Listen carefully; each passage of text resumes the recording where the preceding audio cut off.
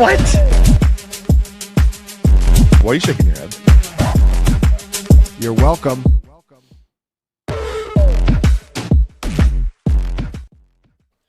What's going on, guys? It's week 8 cashing points. I'm here with Ryan Heath. No Grant Barfield this week, so we got Scott Barrett. Scott, how's it going? What's going on, guys? Excited to be here. Thanks for having me. Big day. It is a big day. Very glad to have you, Ryan. How are you doing, man? Fun 10-game slate here.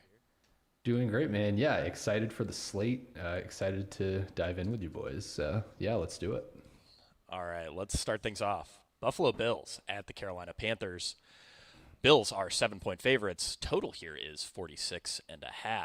Injuries on the Buffalo side. No Josh Palmer. Dalton Kincaid is questionable with an oblique issue. On the Carolina side, Bryce Young is doubtful. Andy Dalton will be your starter. Scott, let's start it off with the Bills here. Josh Allen, 7,500.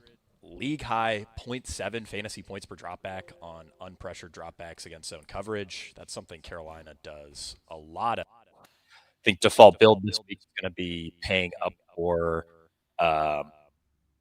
the expensive running backs, paying up for Jamar Chase. You really get away from that by playing a guy like Josh Allen. What do you think here?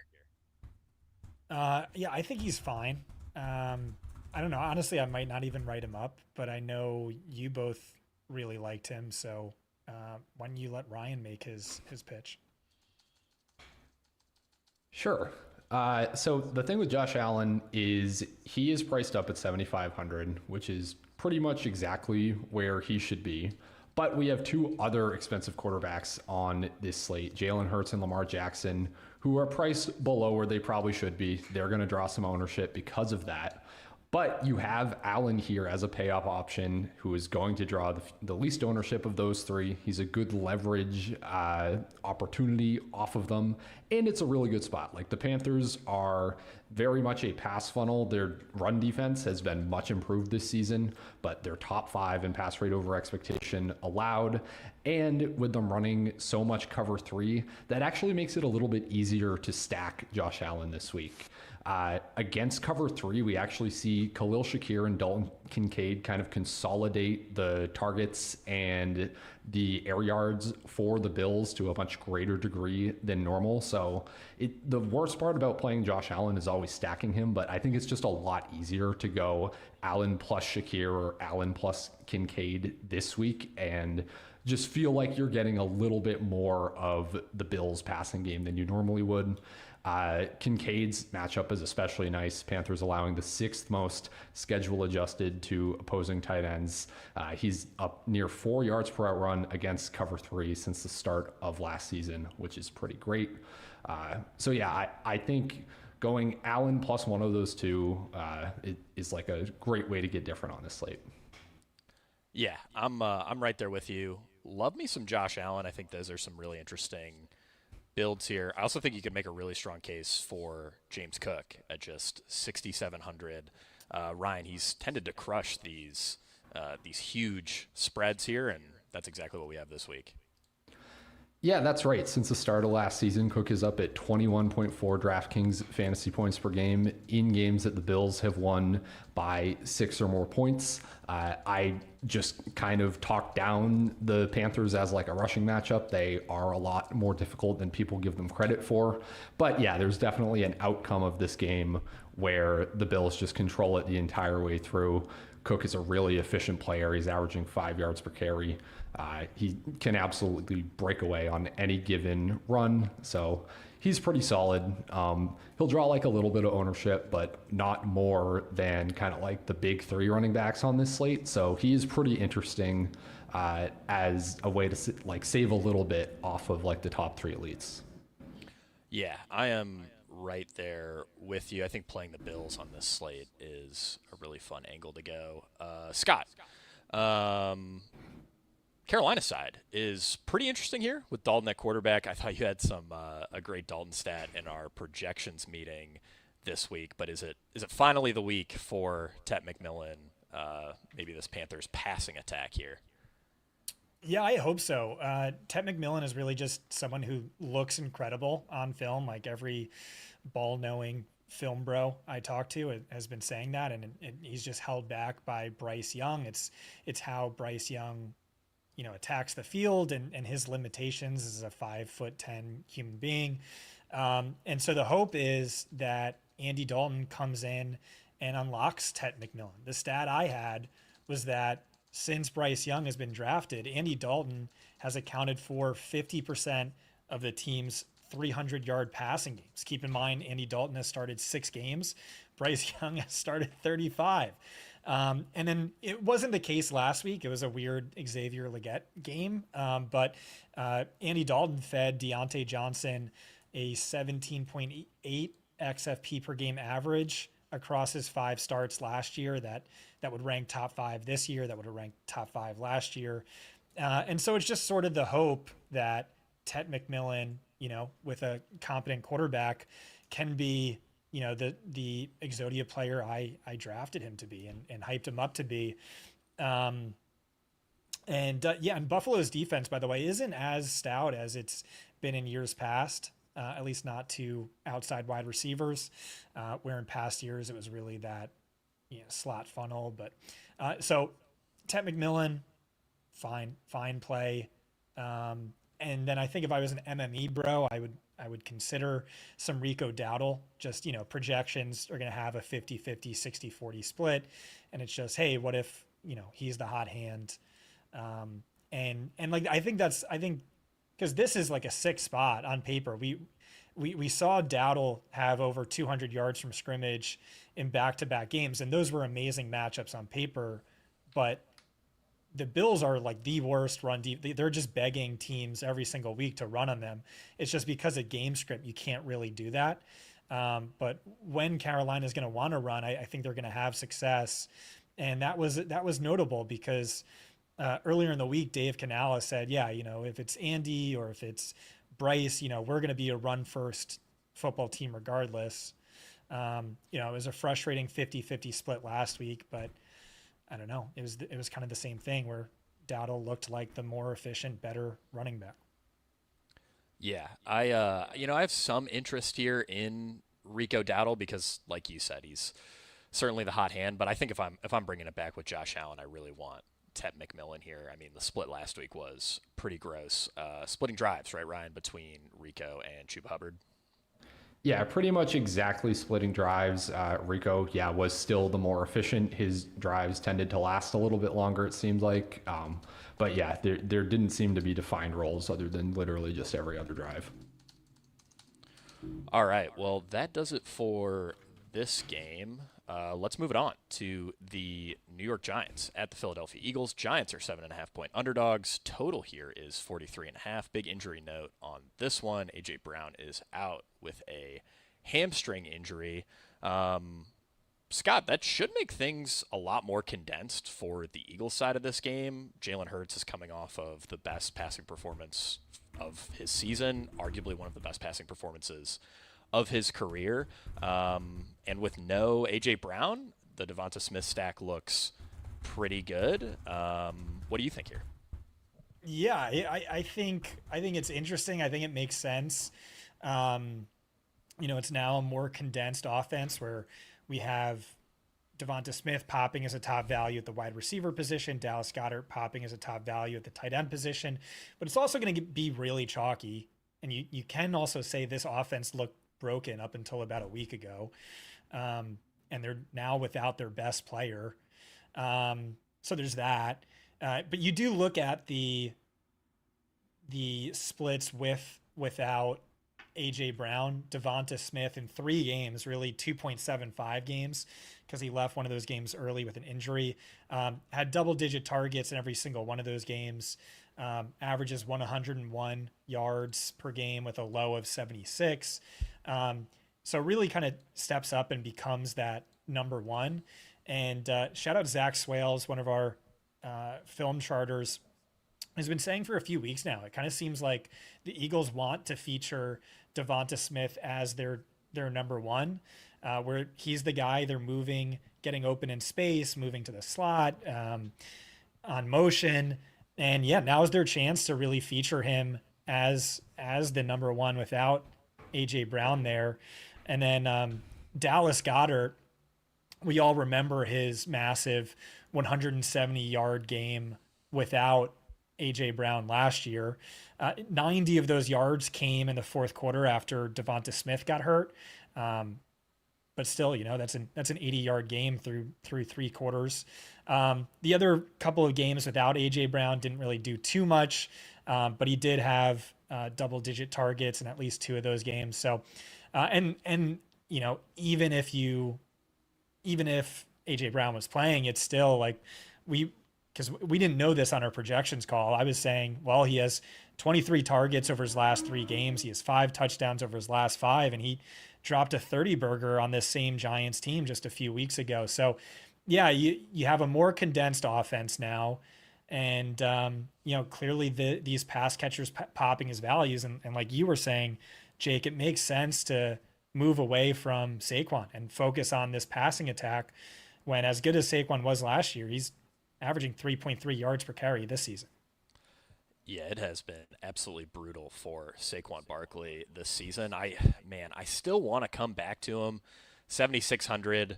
We are notably below industry on his projection, but the upsides there. Giants have been giving up a ton of explosive runs this season. Brian, I'll throw it over to you. Final thoughts on the Eagles. Any love for Saquon Barkley? I think I'm going to get to a bit in some MME stuff. I don't know if I'll get to him in like 3 max or anything like that. Yeah, I mean, I'm just kind of at the point where Saquon has to prove me wrong. I'm sure he will at some point this season. If it's this week, so be it.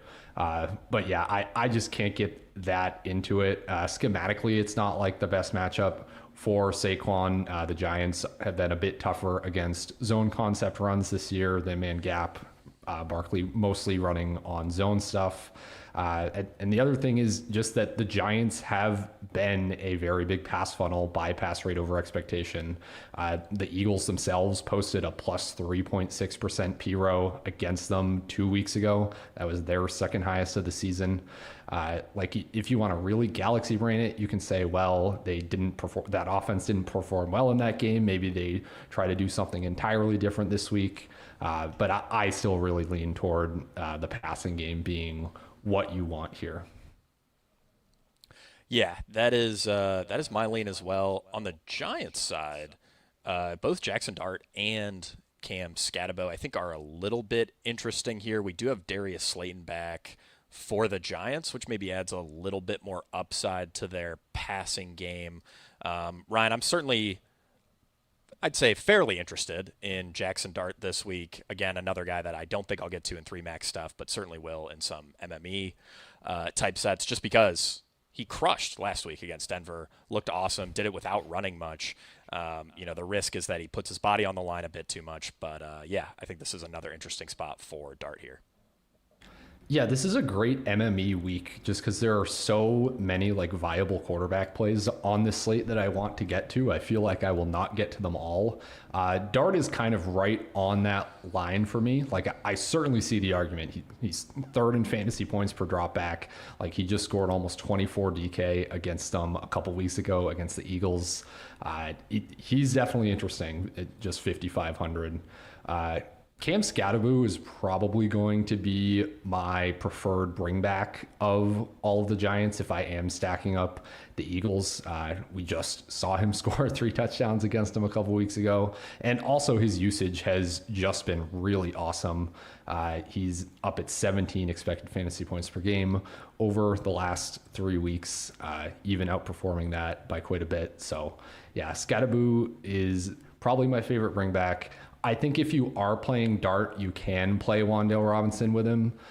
He has just consolidated targets to a pretty big degree. 18 fantasy points per game over his last 2, 9.5 targets per game. My only note there is that even though he did drop over 20 fantasy points on the Eagles a couple weeks ago, that was on just 10 expected fantasy points. The Eagles, aside from Wan'Dale dunking on them, have been a very tough matchup for opposing slot receivers this year. Negative 6.7 schedule adjusted fantasy points per game. So I'm not that excited about the Dart plus Wan'Dale, but yeah, certainly in MME, I would want to get to between 3 to 5%. Yeah, that's one of the toughest things with Dart is just figuring out who to pair him with. All right, I think we covered this game pretty well. Let's move it on to a grosser game here. Cleveland Browns at the New England Patriots. Browns are 7-point underdogs. Total here is 40.5. David Njoku questionable with a knee issue. Nothing of note on the New England side in terms of injuries. Ryan, Drake May always in play here. We've seen teams throughout the season struggle to run against Cleveland.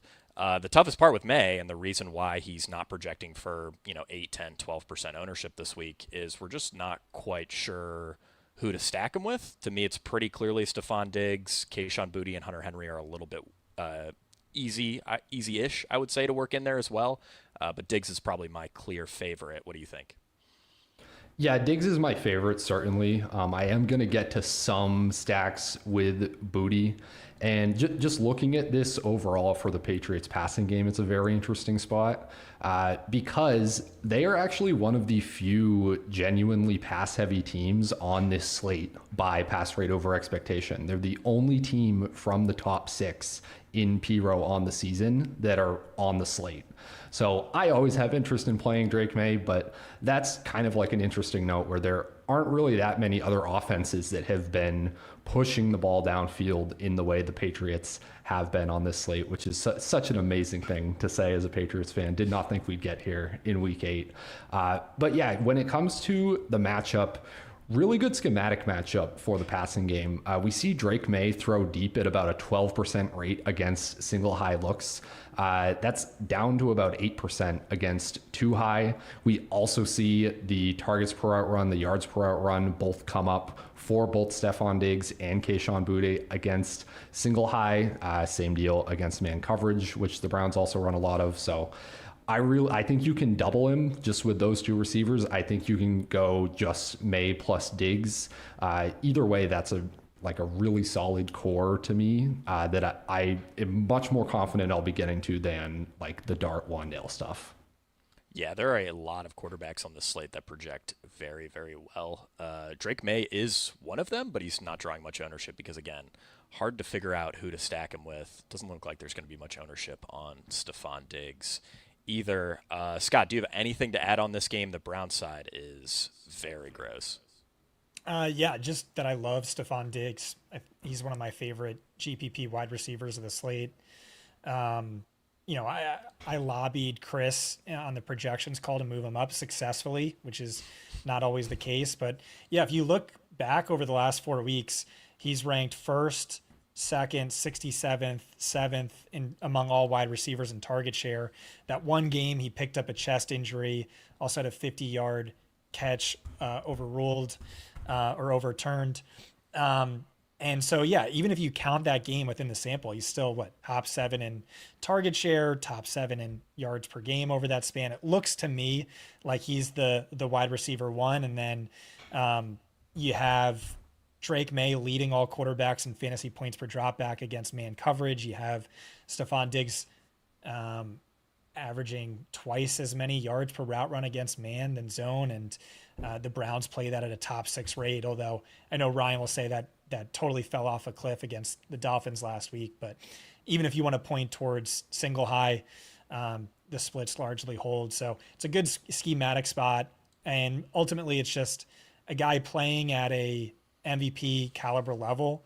And I think this is his wide receiver 1, or at least the player with the best odds of being his number 1. Yeah, I am right there with you. Makes for a pretty easy stack with May.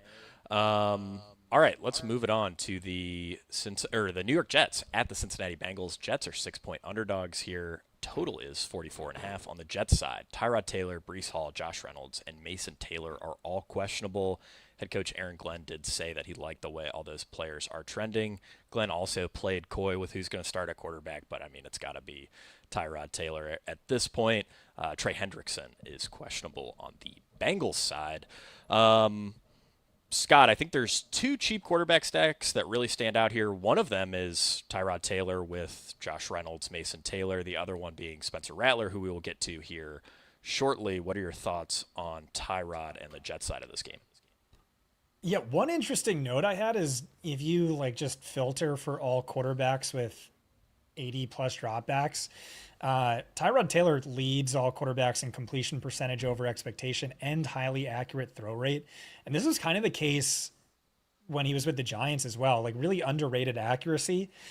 So clearly a big upgrade to the passing game if he's under center and it's not Justin Fields. And everyone wants to pay up for these high-priced running backs or Jamar Chase among wide receivers, and this is a way to do it. You get Tyrod in an amazing matchup. You could stack him up with Josh Reynolds, who was sort of the closest player to getting that Garrett Wilson role, or Mason Taylor in the ultimate matchup. The one thing I'll say, though, is you have Breece Hall questionable, you have Mason Taylor questionable, you have Josh Reynolds questionable.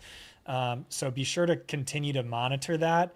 And I don't know, do we really have a ton of faith in Taylor doing that much more beyond just barely hitting 3x, 3.5x value? So I'm not sure if I like him as much as you do, but I certainly get the argument and the unique builds that he can create. Yeah, there is optimizers are certainly going to push us toward some of these cheaper quarterbacks this week because, again, we have a litany of high-priced players that project very, very well and have tons of upside this week. Ryan, Bengals side, very interesting as well. I think Joe Flacco has finally figured out what to do with the football, throw it to Jamar Chase and T. Higgins every single time. 23 targets for Jamar Chase last week. I think, for people who don't want to pay up at running back, they're going to want to pay up for Jamar Chase. What do you think of the Bengals side here?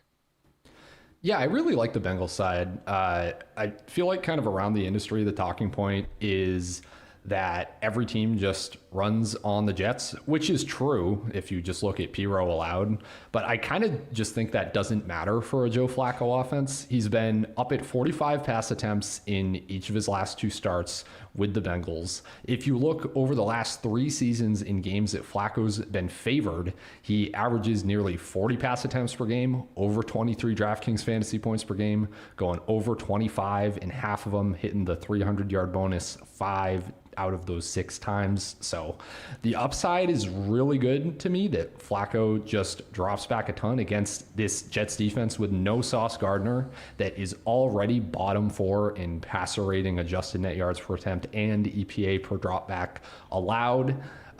And yeah, obviously the double stack is very easy. It's just Jamar Chase plus T. Higgins. Chase needs no introduction. 23 targets last week, completely insane. The third most since targets became a stat in 1992. And with T. Higgins, it's a positive schematic matchup. The Jets have been running a good bit of man coverage. Maybe they play a little bit less with Sauce out, but Aaron Glenn very rarely kind of strays from this tendency, so I'm not too worried about that. I think they will be playing some man coverage. T. Higgins has a 41% higher target per route run against man since the start of last season. And I guess like the only other note to add in here is that Flacco has thrown to either T. Higgins or Jamar Chase on 60% of his dropbacks against man coverage over the past 2 weeks. So just a very condensed spot. I'm going to have a lot of this stack. What your running backs are going to look like in this stack is fair to question. I think that's probably the best counter argument against it, is it's not going to be easy to get those expensive running backs on top of Chase and Higgins. But aside from that, it's just very solid to me. You're just going to be kind of pigeonholed into building one particular way. Yeah, there are plenty of 6K running backs that I think are pretty tempting overall on this slate. So, there are certainly angles to play that. But yeah, I do like the Joe Flacco, T. Higgins, Jamar Chase stacks against a Jets defense that has been pretty bad this year against the pass and does not have Sauce Gardner this week. All right, keep it moving to the Miami Dolphins at the Atlanta Falcons. Miami 7.5-point underdogs here. Total is 44.5. On the injury front, Tyler Algier is questionable with a hip injury that kept him limited all week. Nothing of note really on the Miami side. Of course, will not have Tyreek Hill or Darren Waller. Ryan, I mean, it's very simple on the Miami side. Ollie Gordon hasn't gotten a goal line touch since week 4. Devon Achan's volume has been awesome. Jalen Waddle's volume has been awesome if you exclude last week's weather game. What do you think here on the Dolphins side? Because, again, it feels just very straightforward. Yeah, so first I want to say, like, do not forget about Devon Achan this week. I feel like we collectively all forgot about him a couple weeks ago when he was in a similar spot, being like projecting well, but kind of behind like that top tier of like the 3 really amazing running backs that everyone wants to pay up for. And he ends up going under owned relative to what a lot of the industry projections show. And I think it could be similar this week. Like I understand nobody wants to click Dolphins, but Achan has been really explosive this year. It's like a magic trick that he is just averaging over 5 yards per carry game after game with what this offense looks like. Top 3 in explosive run rate, is being used essentially like a wide receiver 2 in the receiving game. So yeah, he has a really awesome role that you do not want to forget about when you're getting up to all those Bijan, Jonathan Taylor CMCs. Like make some space for Achan in your portfolio. Jalen Waddle's even more interesting to me though. The reason for that is last week, I was very excited before we got like all the weather information to play Waddle into the first single high heavy matchup that he was going to see all season. Obviously, we got the weather issues in that game, but now we kind of get a do-over of that angle. The Falcons lead the NFL in single high look rate. The Dolphins have not seen single high on more than 48% of their dropbacks in any game this season.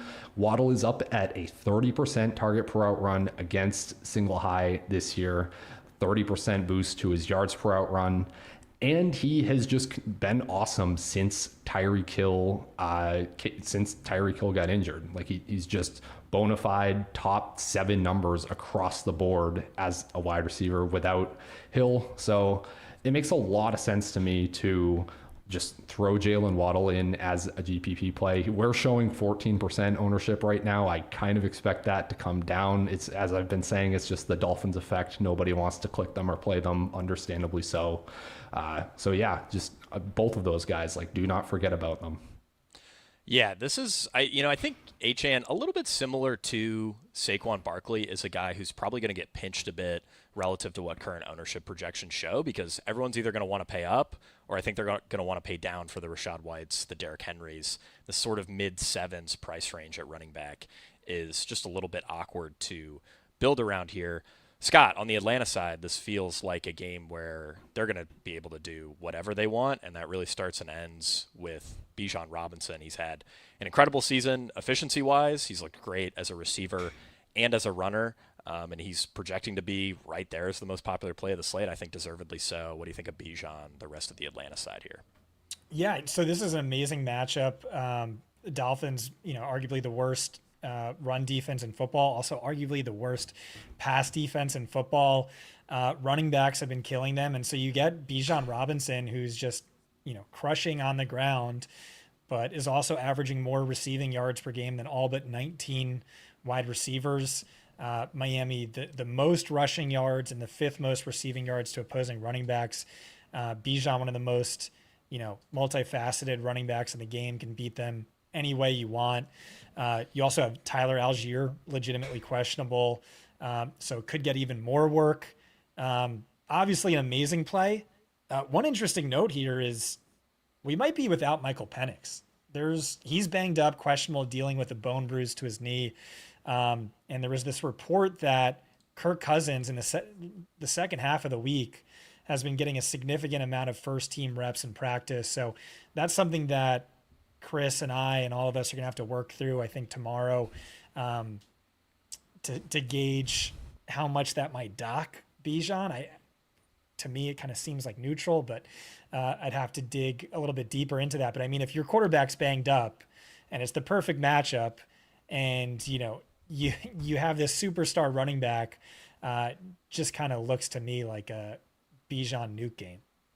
Yeah, absolutely. I'm I'm right there with you. Penix limited all week in practice, so certainly worth keeping an eye on. I'm sure that's a spot where we will get Rappaport a Schefter tweet either tonight, tomorrow night, letting us know ahead of time. But it would be really interesting to see what that does to Bijan's projection. I still imagine he's going to project quite well, pull a lot of ownership here. Ryan, if Penix does go, I think, Drake London has some juice here. I know a lot of people, mostly Scott Barrett, have complained about London's splits with and without Darnell Mooney. That said, this is a home game. London has typically crushed home games. Only 6,400, still a pretty decent price for a guy who's earning the volume that he is. Would you have any love for Atlanta's passing attack here? Because, it's a good matchup for him. I'm not sure they're going to be forced to throw with how bad Miami's offense has looked lately. Yeah, I think this is largely just going to be an ownership or leverage play for me. So if on Sunday morning, Drake London is still projecting for 21% ownership like we're showing right now, I'm probably not going to have that much interest in it because, yeah, sure, it's leverage off of Bijan. But what do you really win if London is also going to be chalky? So I'm not that into it. If we do get Kirk Cousins, he's only 500 cheaper than Penix at 4,400. But I would also think that would just be even more of a signal that they're going to go very run heavy. But yeah, I mean, that's not to say London doesn't have upside in this matchup. Like the Dolphins pass defense is horrific. 30 DraftKings fantasy points over his last 4 home games. So there is a ceiling here. But I just don't really think it's the week or the game environment for it. Yeah, only other guy that I wanted to throw out for this game, and this does sort of assume that Penix plays and that Algier is mostly healthy, is Tyler Algier at just 4,800.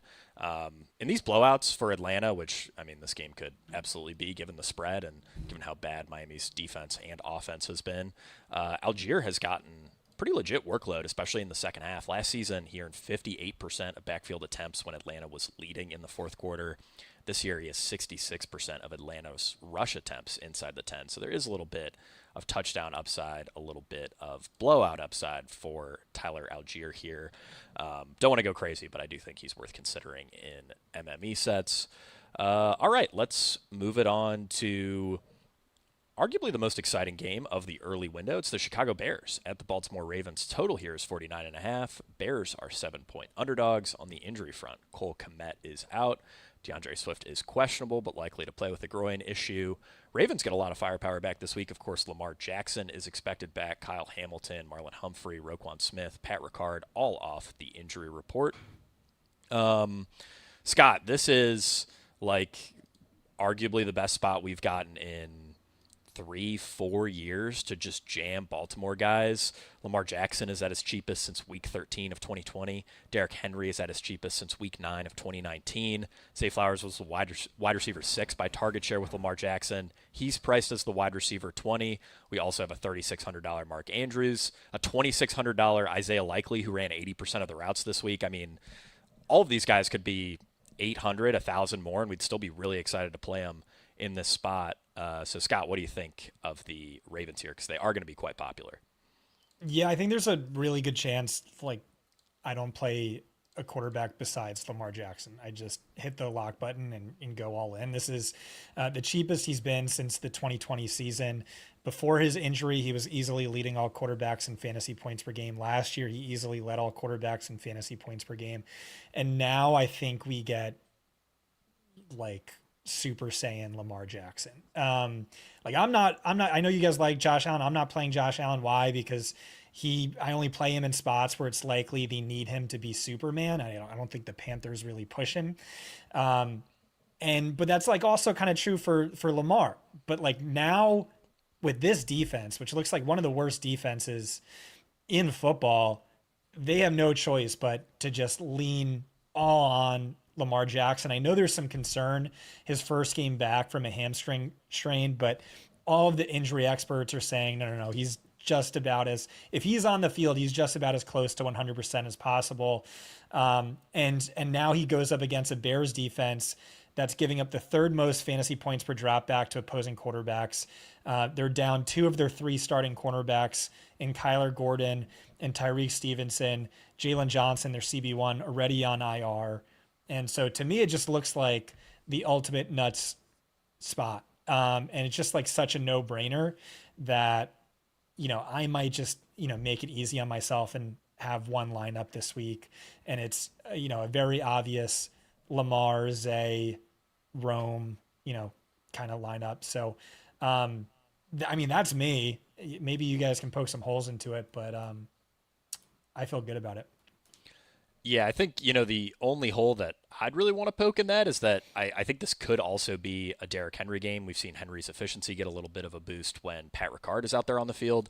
And we've also, we're looking at a 6K Derrick Henry. If he was 8K in this spot, I think people would still be fairly excited to play him. He's a guy that's going to garner a ton of ownership, but, I think that's very much deserved. I think you really need the Chicago side of this game to push, like Scott said, in order for Lamar to get you that slate winning score, even at 6,800. Ryan, what do you think about the Ravens side here before we talk Chicago? Because I think the Bears are a bit cleaner. Yeah, I like it quite a bit. This matchup is pretty close to perfect for Zay Flowers. Bears allowing the most schedule adjusted to the slot. Kyler Gordon is out again. By the way, people were trolling me all week about Kyler Gordon. The Bears have still been awful to opposing slot receivers, whether he's been in the lineup or not. So that is not actually a note that really matters, at least by the numbers. So yeah, Flowers plays the most in the slot of these receivers. Bears also very much a deep funnel, fifth most receiving yards per game, 20 or more yards downfield. I do want to give a little shout out to both of the Ravens tight ends here though too, before we go over to Chicago. Andrews, interesting enough, obviously he plays in the slot as well. 6 targets in 3 of his last 4 games, priced all the way down to 3,600. And even Isaiah Likely is only 2,600. He ran a route on 80% of the Ravens dropbacks the week before the bye, was only 2 targets. Is it even super relevant to me that he only got 2 targets from Ravens backups? Probably not. We know that Isaiah Likely can smash a price tag of 2,600 in a game script like this one. So I would want to be mixing those guys in, especially as I'm MMAing, but also into, I think both those Ravens tight ends are hand build viable in Jackson lineups, just to get away from a little bit of the Lamar Zay ownership, which will be the most popular QB wide receiver stack on the slate. Yeah, absolutely. Especially Isaiah Likely at just 2,600. We're kind of starving for pay up or pay down options so that we can get to the really juicy, running backs, the Jamar Chases on this slate, and mixing Likely in really tanks the ownership of the stack, and he still projects pretty well overall on this slate. Ryan, I think the Bears side is very straightforward. They have been a bit more run heavy lately, and that does introduce DeAndre Swift as a potential play at 5,900. But the guy that I'm really excited about, Rome Odunze at just 6,300. A few weeks ago he was 6,600, and we were all very, very excited to play him. Bears came out of the bye a little run heavy. Caleb Williams obviously has been extremely inaccurate, especially the last few weeks, really struggling in a lot of the more advanced passing stats. But man, Rome Odunze was the wide receiver 3 by fantasy points per game before the bye. He's a great player. He's gotten a little bit cheaper since he peaked in price a few weeks ago. What do you think here on Odunze, and any love for any other Chicago players? Yeah, first I just want to say on DeAndre Swift, I have absolutely zero interest. I understand that the Ravens have shown to be a good running back matchup this season, but I think a lot of that has to do with game script. They've lost 5 of their 6 games. They only allowed 15.5 total fantasy points to running backs during their only win. Swift has been very game script sensitive since he came to Chicago, including this season, just 12.2 fantasy points per game in losses this year. It's not like a good rushing schematic matchup. I do not really have interest in Swift. I do have a lot of interest in Rome Odunze. Yeah, if he stays below double-digit ownership, I think he's one of the best one-off wide receiver plays on this slate.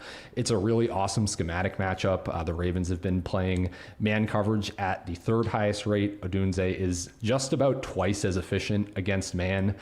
Come on, guys. This is the secondary that we were really wanted to play everybody against for the last 3-4 weeks. just because the Bears went run heavy for 2 weeks in games that they could out of the bye. I don't understand why we're not just seeing Rome still as kind of like a top 10 fantasy wide receiver. That is what his role has continued to be on like a target share basis. So yeah, definitely give me Rome as the preferred bring back.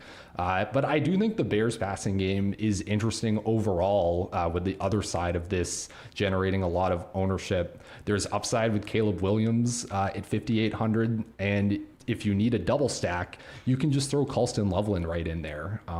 Because yes, while it is a good schematic matchup for Rome, we've also seen the Ravens shift to some more cover 3 in the last couple of weeks with all of their defensive injuries. And against cover 3, we've actually seen Loveland and Cole Kmet combine for a 25% target share this year, which is more than Rome Odunze against cover 3. It's just kind of what the Bears and Ben Johnson do. Like, they attack cover three via the slot, via tight ends, with Kmet out, with Loveland kind of already overtaking some of his role anyway. At just 3K, I think he's a really solid play. It's specifically in stacks. I would probably not be going to Loveland as a one-off.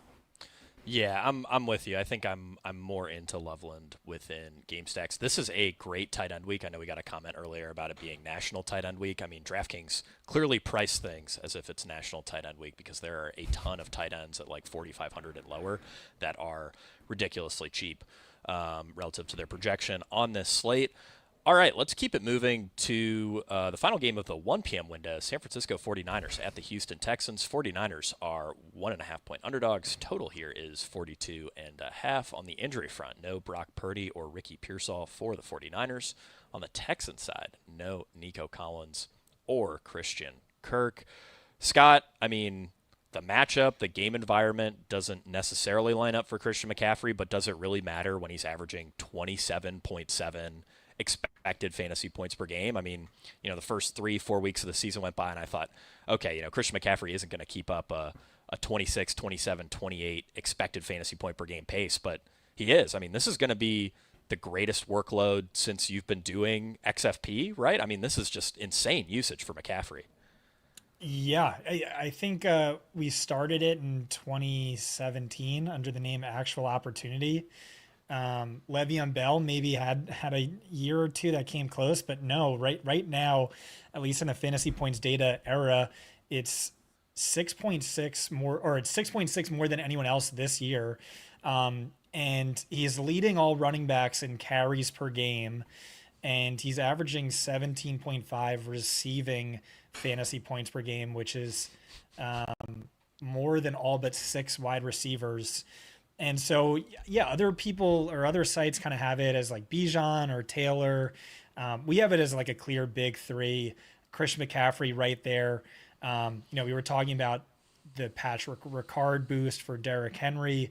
Yeah, but what about the George Kittle boost for Christian McCaffrey? We saw that in spades last week. So love me some CMC this week. Looks like Pearsall's still out. Jawan Jennings will play, but the dude has a high ankle, a low ankle sprain, a high ankle sprain. His shoulders are reportedly at 20%, and he has 5 broken ribs. So, yeah, I'm really high on George Kittle this week, but really just the CMC plus Kittle show.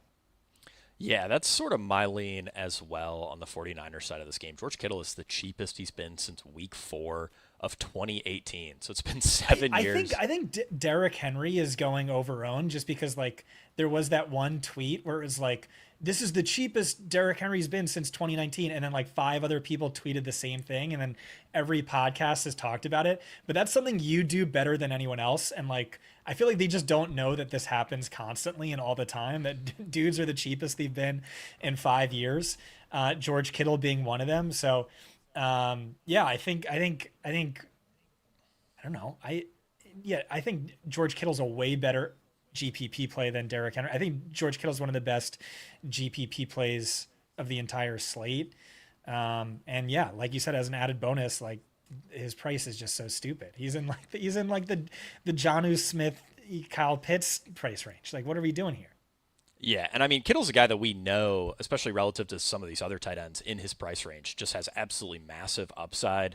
Goose egged last week, but was still at a 75% route share, which is certainly encouraging. Texans are also a brutal matchup for opposing wide receivers, not quite as bad for opposing tight ends. Ryan, what do you think of this game, 49ers side? And then obviously we have to talk Texans. There's a ton of vacated targets here. It's a little tough figuring out where they're going to go. What are your thoughts here? Yeah, I mean, just want to echo everything that was said about McCaffrey, Kittle. Before this season, Kittle was up at over 19 fantasy points per game in career games without Deebo Samuel, over 16 without Ayuk. Yeah, just it kind of feels like a lock that he's going to go 4x the salary this week. Really great play. But yeah, with the Texans, it gets interesting. This is at least by projection, it's a very good place to kind of save salary in these lineups where you're trying to pay up to these running backs. I think first I'll say like Dalton Schultz projects as our best point per dollar value on the slate right now. He's only 3,300. It's very simple. Just everybody's we hurt. haven't updated for AJ Brown, and I'm gonna guess that Goddard. Oh, that's fair. Yeah. The Eagles might flip him there, but he's very much up there. 6 or more targets in 4 straight games. Like the volume is very much there for Schultz. He's a player we know the Texans trust and will throw to. But I think the wide receivers are also pretty interesting, specifically Jalen Noel. So Noel is really just the Texans wide receivers in general. It's been very frustrating. Neither Noel nor Higgins has gotten all that much playing time this year. They've been playing behind guys like Xavier Hutchinson. Noel was playing behind Braxton Berrios until like the fourth quarter of last week's game. But they finally gave him a chance. He made some plays, led the Texans in receiving yards and air yards after Nico Collins left the game. So I really like Noel as the punt pay down just at 3,500.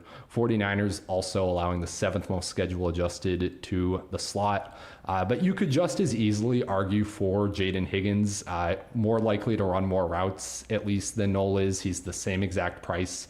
We just haven't seen Higgins really do anything yet in the NFL, so I'm always going to give the lean to Noel. He was very much one of Brett Whitefield's like conviction wide receivers in the pre-draft process, so I'm riding with Brett. I'm riding with the guy that has made some actual plays in the NFL and taking Noel as the receiver punt over Higgins. Yeah, Scott, really curious what you think here. Obviously, Dalton Schultz projects ridiculously well. Higgins, Hutchinson, Noel are all, in a similar range in terms of fantasy points per dollar value for us. And none of these guys are looking at more than 4 or 5% projected ownership. Scott, do you have a lean on the cheap Texans punt wide receiver of the week? Yeah, I would just say I'd probably not play Schultz just because he's projecting 22% owned, and then you have Mason Taylor at 5%, Kate Otten at 10%, all at basically the same salary, and I really don't think Schultz is that much better, although he was the clear focal point after Nico Collins went down. I'm with Ryan. I like Jalen Noel more than Higgins. I get why Chris is projecting Higgins better. It's because he's going to for sure run more routes. But I also think there's a chance that, both of these guys, they're two dynamic, electric day 2 rookie wide receivers, ran fewer routes than Braxton Berrios last week. So, not players I feel like super convicted in or expect to have heavy exposure to. But yeah, what makes the most sense is, Jalen Noel, who, clearly their most productive wide receiver last week by about 50 yards, gets more playing time and more targets. Yeah, I am with you there. Let's move it on to the afternoon slate. Tampa Bay Buccaneers at the New Orleans Saints.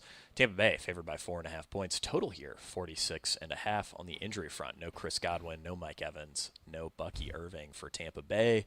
Fairly clean on the Saints side, although Kendry Miller lost for the season from that torn ACL. Ryan, Spencer Rattler is projecting as one of the best quarterback values of the slate, and I think he's a guy that optimizers are going to push us to quite a bit because Chris Olave and Rashid Shaheed are also projecting as top 5, top 6 wide receiver values right now. What do you think of the Saints side? Because this game does feel like it has some shootout potential here. Yeah, Rattler is going to be my favorite way to get to the builds where you're getting to play like all three of our big three running backs that are expensive. I think, but I should be clear, I think that it's more like he's the least bad option among the cheap quarterbacks and the cheap QB stacks. I don't have like huge conviction in him particularly. I do have conviction in the game environment. I will say that. I mean, the Saints are playing at the second fastest pace by seconds per play of any team in the NFL this year. Both the Saints and the Buccaneers have allowed 6 different pass catchers each to go over 18 DraftKings fantasy points. That's tied for the second most in the NFL this year, behind only the Pittsburgh Steelers, who have allowed more such performances. So, yeah, I think it makes a lot of sense where the stack is just Rattler and Olave plus Shaheed. Honestly, no, though, because it's not quite that simple. Like the Buccaneers very much funnel everything underneath. They have the most receiving yards per game allowed on throws within 10 yards of the line of scrimmage. You can take that note 2 ways.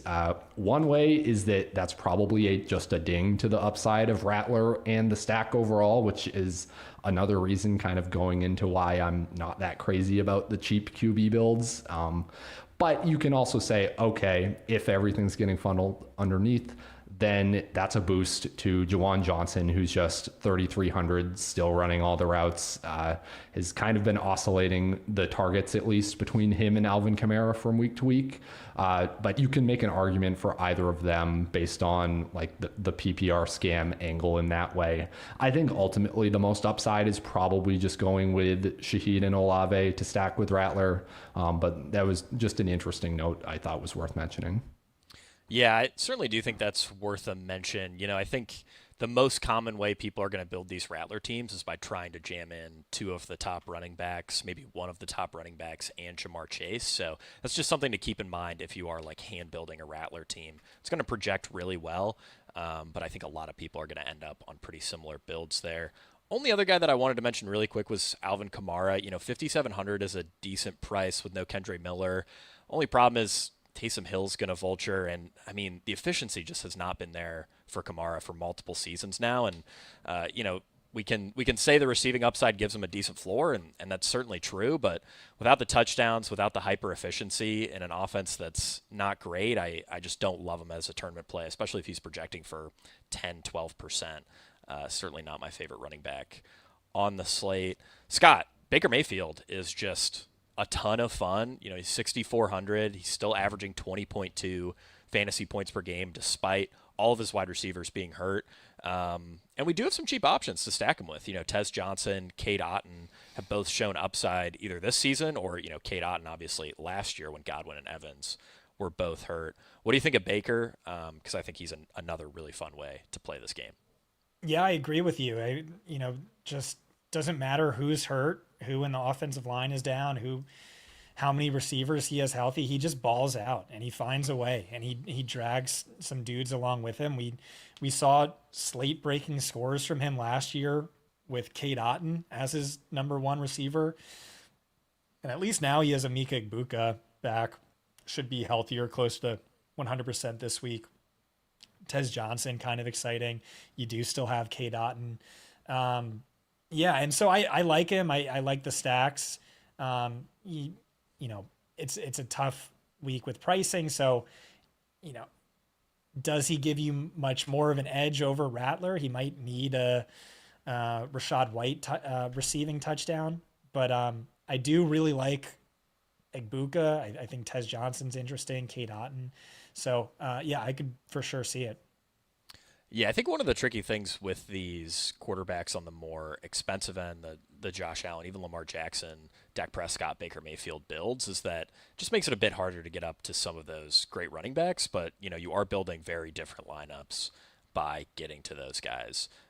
Definitely like me some Baker and really like this game overall. I think there are a lot of fun ways you can stack it up. My preference probably through Spencer Rattler just for the salary savings, but I'm going to have a good bit of both sides here.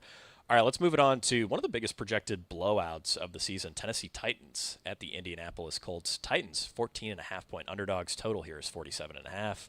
No Calvin Ridley for Tennessee. Josh Downs is back for Indianapolis.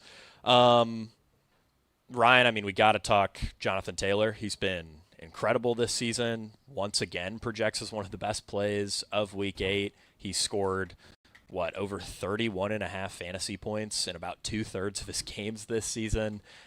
This just seems like the ideal Jonathan Taylor spot. His receiving workload has certainly been there, but doesn't really matter this week with the Colts as 14.5-point favorites. What do we think about a $9,500 Jonathan Taylor?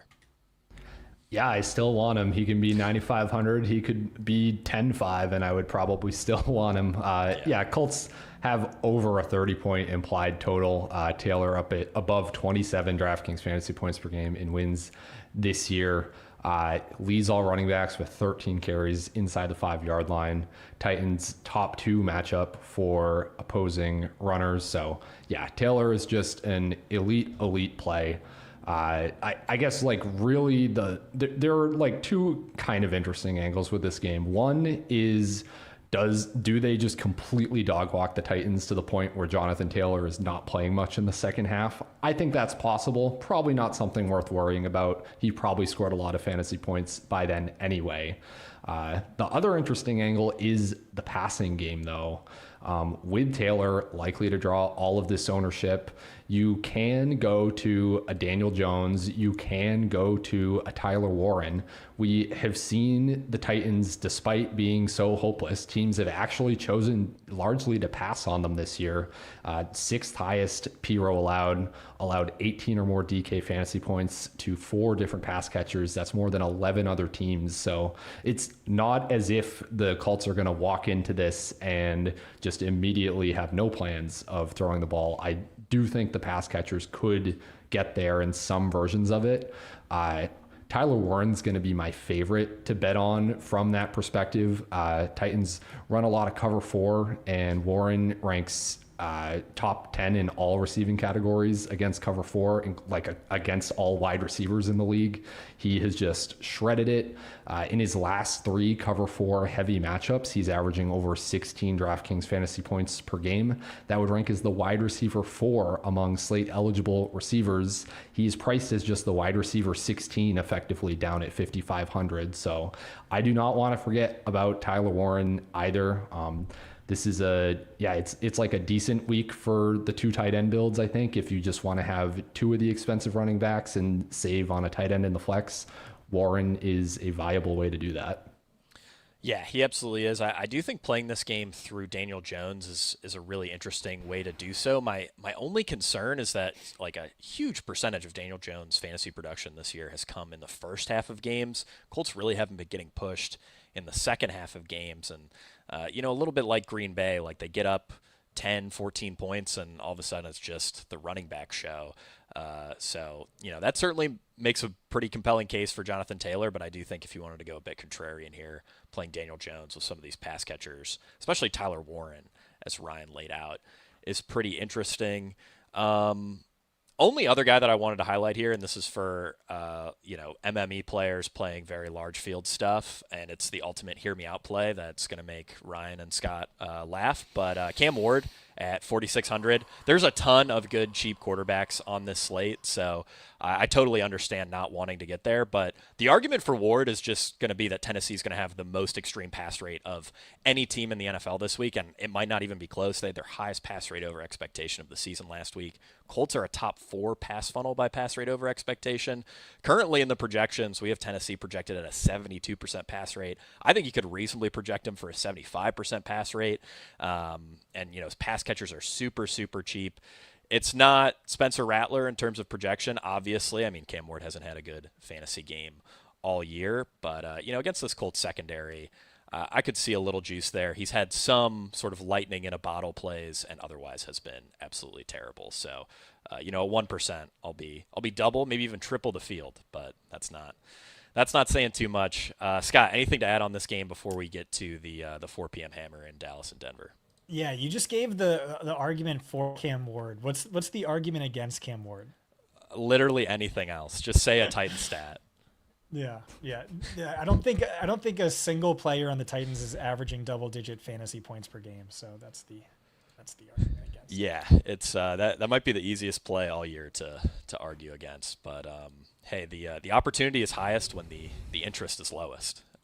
All right, let's move it on to a much more fun game where there's plenty of fantasy opportunity to go around. Dallas Cowboys at the Denver Broncos. Cowboys are 3.5-point dogs. Total is 50.5, the highest of the main slate. This is also clean from an injury perspective for the fantasy relevant guys. Scott, I think the Cowboys side of this game is really interesting. Everyone wants to play Bo Nix. Everyone wants to play Denver. Bo Nix has been all over the place in terms of his overall fantasy performances. Dak Prescott's actually been a lot more consistent. We also saw Jackson Dart tear up this Denver defense despite only 11 rushing yards. He finished with almost 30 DraftKings points. Dak Prescott at 2%, Pickens, CeeDee Lamb not pulling much ownership. Even Javonte Williams projecting for single-digit ownership in our stuff. I think the Dallas side is maybe going a little under-owned here. What do you think, Scott? Yeah, so I've been referring to this year's Dallas Cowboys as like basically identical to last year's Cincinnati Bengals. And so there were spots last year where, everyone wanted to play the opposing quarterback against the Bengals. And those were the weeks where we wanted to gravitate more towards Joe Burrow stacks. And so this week, everyone wants to play Bo Nix. I get it, even though he's looked awful for most of the season. A note I was trying to come up with a stat to rip Caleb Williams because if you just remove 2 games against bottom 2 defenses, he loses like 8 touchdowns and his passer rating drops by 20%. But as I was doing that, I found a similar stat for Bo Nix where he's really one of the most schedule sensitive quarterbacks, and he's gone nuclear in these amazing matchups, which this is. And that's also a Sean Payton thing. He's really unafraid to just totally curb stomp a bad defense and just keep his foot on the gas the whole time. We saw that with that Bengals game. And this is obviously a great matchup against the Cowboys. But I do think the ownership towards Bo Nix over Dak Prescott at 3% is kind of crazy. Dak Prescott playing at an MVP caliber level. And if we want to stick with this Joe Burrow, Dak Prescott analogy, do you guys remember what happened when the Bengals faced the Broncos last year? Joe Burrow, T. Higgins combined for nearly 90 DraftKings fantasy points. And even Jamar Chase hit the 100-yard bonus, had like 10 catches in that game. Yeah, I like that. I will just say it's tricky because he's so expensive and you have to get the receiver right. My favorite from this game, I know Ryan agrees, is George Pickens, just because we are expecting Patrick Surtain to spend most of his time on CeeDee Lamb, even if it isn't more than 70%, it is most of his time. So yeah, that would be my lean. But ultimately, I like him more than the field, but it's still just a 3% guy. Yeah, that's a really low owned stack right there. Dak Prescott looking at 2-3% projected ownership in our stuff. George Pickens 4 to 6% across the industry. Ryan, curious what you think on the Cowboys side before we move on to the much chalkier Broncos. Yeah, I think they're really solid. Anytime you can get Dak at low ownership, I'm interested in doing so. It's also a great schematic matchup for George Pickens. He is 4th best among qualifying wide receivers in yards per route run against man since the start of last year, actually ahead of CeeDee Lamb in yards per route run against man coverage. Really great spot for Pickens. Even CeeDee, again, they can move him into the slot. They can get him enough looks away from Surtain for him to get there if this game does hit its ceiling. This is really like the only A+ game environment on the slate. Both these offenses are top 10 in PRO and in pace. So yeah, just really like stacking up the Cowboys like that. I do want to make sure we don't just gloss over Javonte Williams though as well. He's kind of similar to Devon Achane where he's awkwardly priced. He's at 6,800. I think that's part of why the ownership is looking pretty low on him, but he has just the high end RB1 upside of any player on this slate. He's up at nearly 24 fantasy points per game in the Cowboys wins this year. It's only a 3.5 point spread. There's definitely a version of this game where the Cowboys kind of control it the entire way through. As bad as this defense has been, Bo Nix is also very mistake prone. We could see kind of whether it's through turnovers or just the offense having an off day that. It is not out of the question that Javonte is the slate breaker from this side. But yeah, you can ask me whatever you want about Denver as well, but wanted to make sure we got there. Yeah, that's a good call. I do really like that Javonte call as well. Denver neutral schedule adjusted matchup for opposing running backs, and the workload for Javonte has just been awesome this year. Ryan, I will ask you about Denver. I think everyone wants to play Bo Nix, but one of the tricky parts, this is a little bit like Drake May. Who exactly do we pair him with? Obviously there's Cortland Sutton, who Scott has called the Exxon of wide receivers.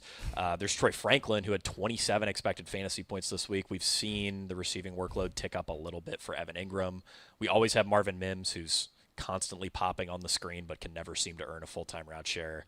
Where are you at on these Broncos pass catchers and Bo Nix? Yeah, so I'll start kind of from 10,000 feet. So the Cowboys did something very weird last week, which was after being the most zone coverage heavy team in the NFL for 6 weeks, they played man on a season high 50% of the Commanders' dropbacks. Now, the first instinct is to say, okay, that's just what they wanted to do against Jaden Daniels when he had no receivers that could beat them. That would make sense. On the other hand, this Cowboys defense, when they've been playing zone, has not been successful. They've allowed nearly 200 busted receiving yards just on zone coverage this year. So it wouldn't totally shock me if they stay in kind of more of a man-heavy scheme in this game. And if that's the case, it's a huge boost to the upside of Bo Nix, who is averaging 0.7 fantasy points per drop back against man. That is Josh Allen level. And it's a boost to the upside of all of these receivers, really. Cortland Sutton, excellent against man coverage. Marvin Mims leads all wide receivers in yards per out run against man since he entered the NFL with over 4.6. He's behind only Stephon Diggs in yards per out run against man this year. And he has the deepest average depth of target against man of any player on the Broncos. So even though Mims is in more of the part-time role compared to a Sutton or a Franklin, I do think he's viable in a Bo Nix stack just as a way to kind of get off some of that Nix and Sutton ownership.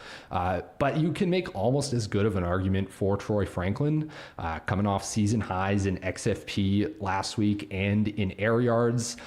He is targeted about 74% more often against man than against zone. I think ultimately I'll lean a little more towards Mims and Sutton just because the Cowboys have had a harder time against outside receivers this year. But Franklin is also certainly interesting. I want to have multiple configurations of this Broncos stack in my pool. But yeah, I would rank them Sutton, Mims, Franklin. Yeah, certainly like that. That's about where I'm at too. Also think J.K. Dobbins is a little bit interesting here at just 5,800. He's absolutely murdered R.J. Harvey in carry share over the last 3 weeks, 48-10. Normally we'd kind of just skip him and move on, but this is a week where he has slate best game environment, a top 6 on paper rushing matchup. It's certainly interesting to me that we have two running backs who are the clear lead backs on their respective teams, the best game environment of the slate that no one really wants to play. Scott, do you have anything else to add on this game before we get out of here? I don't think so. Alrighty, guys. Well, that will do it for the Week 8 edition of Cashing Points. Really appreciate everybody for tuning in, and we will see you all at the top of the leaderboards. What? Why are you shaking your head? You're welcome.